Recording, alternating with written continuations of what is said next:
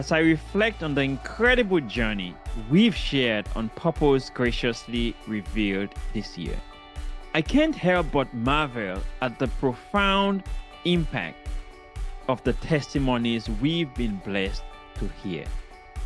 From the bottom of my heart, thank you to each remarkable guest who has shared their stories with us. And I also say thank you to God for revealing His purpose for our lives through these powerful testimonies. I'm also immensely grateful for you, my dedicated listeners, for tuning in every other Tuesday, making this podcast a vibrant community. Your support has been a driving factor behind this endeavor. Behind the scenes, my journey with the podcast has began with self-doubts. Could I deliver dedicated, consistent, impactful content? It was the unwavering support of my wife, Joy, that empowered me to take that first step, which reminds me of a quote by Martin Luther King, which says, "Faith is taking the first step, even when you don't see the whole staircase." What I have learned along the way is that the simple act of starting can unlock incredible possibilities, as we all possess the ability to achieve whatever we set our minds to do. In the spirit of empowerment, I came across a powerful quote in John Mason's book, which titled, "You Can Do It, Even If Others Say You Can." And the quote reads, "Change the way you think, and you can change your life."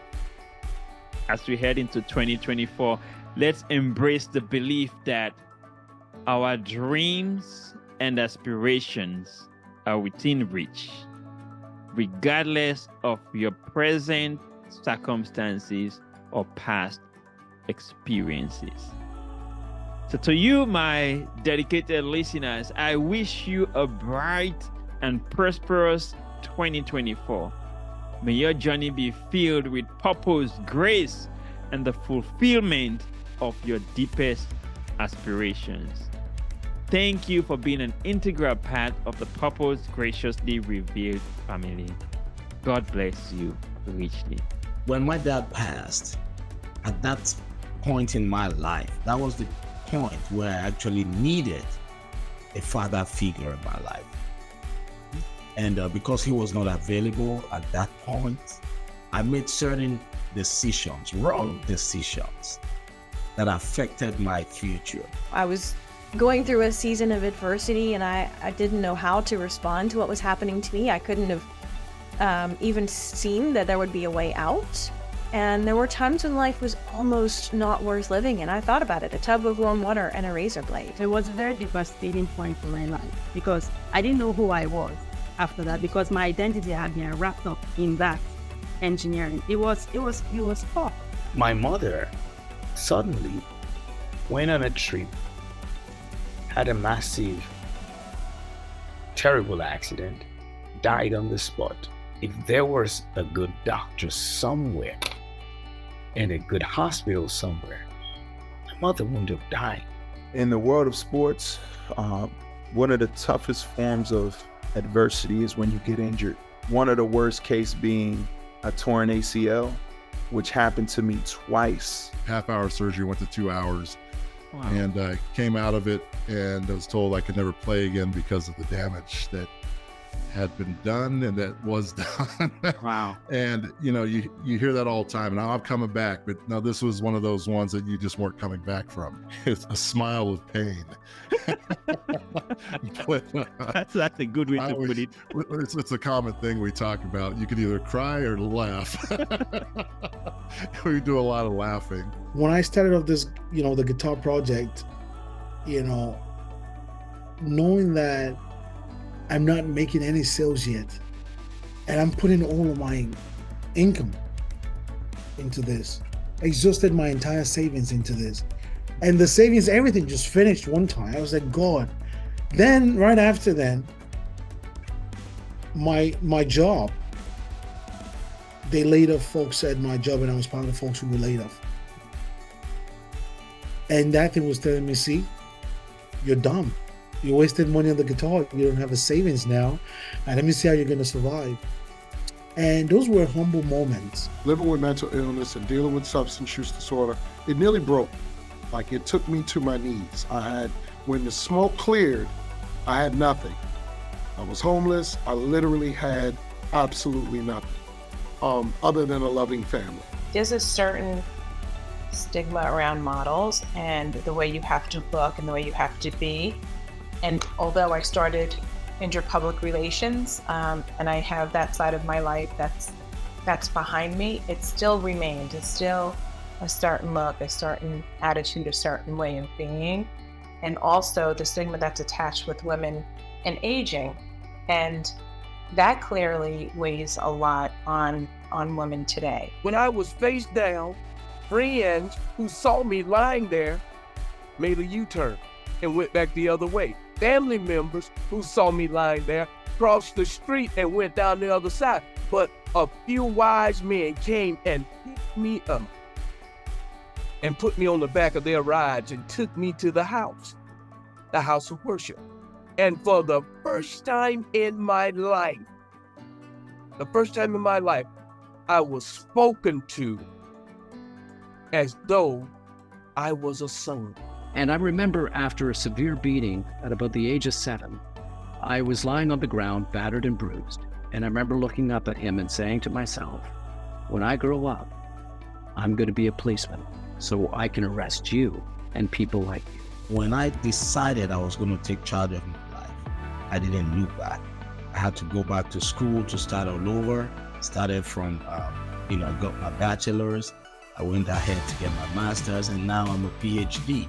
So by the special grace of God, I identified my limiting beliefs. I decided I was going to take charge of my limiting beliefs. And in the process, I decided I was going to take action rather than just speak and not take action. So God made it possible for me to transition from a college dropout to a PhD. Wow. God made it possible for me to transition from an extremely shy person to a public speaker.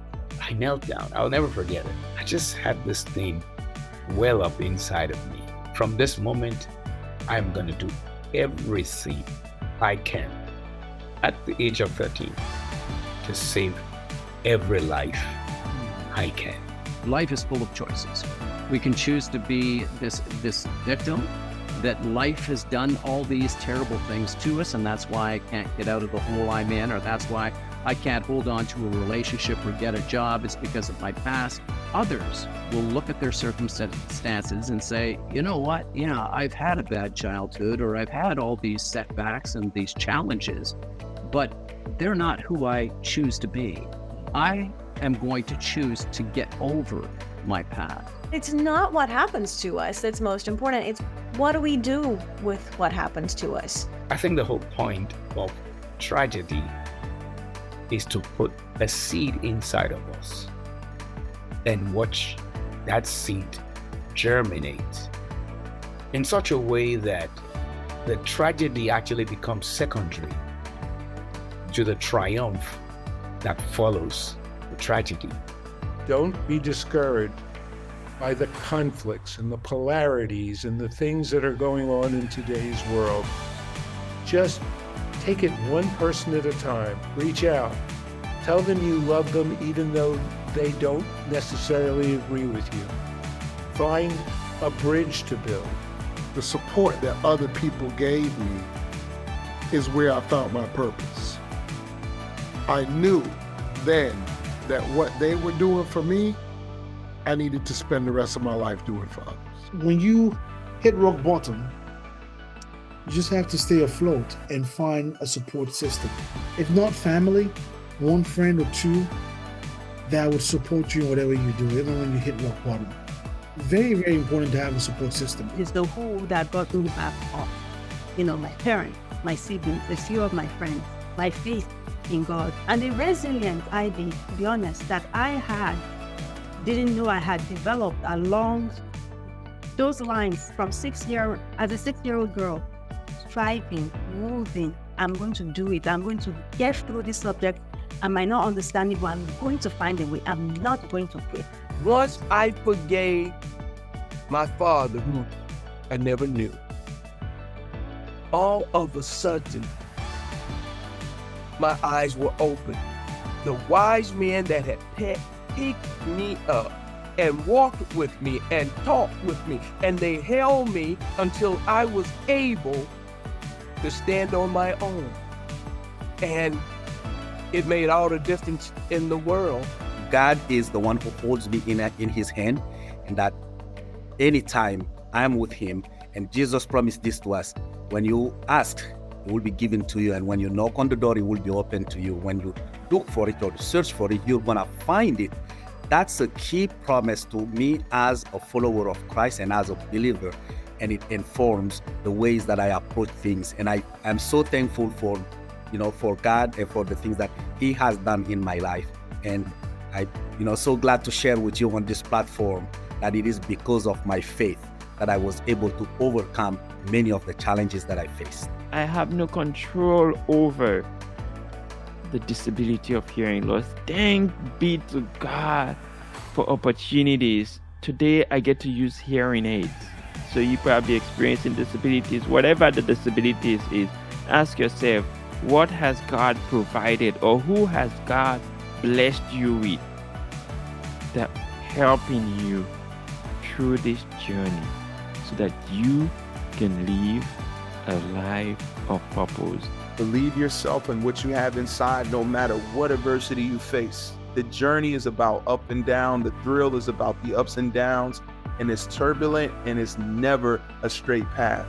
But keeping that North Star and whatever you believe in, whatever your passion is, whatever you love, that's what you go and fight for every single day. The things that we go through in life, trauma, adversity, challenges, problems, those things impact us, there's no doubt. But they don't determine us. They can influence us, but how they influence us, how they impact us is our decision. Expect it to hurt, spiritually, mentally, and all that. But also know that there's great reward. You're not doing it, just for the pain. Whenever you go through that hurt, you hit a next level, right? Where life gets better. You're more broad, you see stuff better. You have perspective. I think the doubt that we always create for ourselves, it's because we keep the spotlight on ourselves instead of keeping it on God. Because he will fulfill, he knows before he calls us into things. He knows where our lacks are, where our weaknesses are. But God is not asking for our abilities. He's asking for our availability. The idea of purpose comes in you listening to the voice of your passion. God didn't just put those things there to exist for nothingness. You have to listen to it, follow it, pursue it. In that you find hope. You'll be able to transform life, you touch lives, and not just only that, it will bring opportunity and blessing for you, and not maybe just for you, future generations to come. Being on the other end of a conversation with you and feeling the joy, and obviously you're married to joy, so that's wonderful, but feeling the joy you feel in life and hearing that I played a small role in that, along with many others. Again, I say to people, look at examples like you and me and see in those examples what might uplift them. I think the greatest lift in life comes from what you help others do with their lives. Maybe you don't have a disability, but something in you is saying that you have not reached your full potential yet.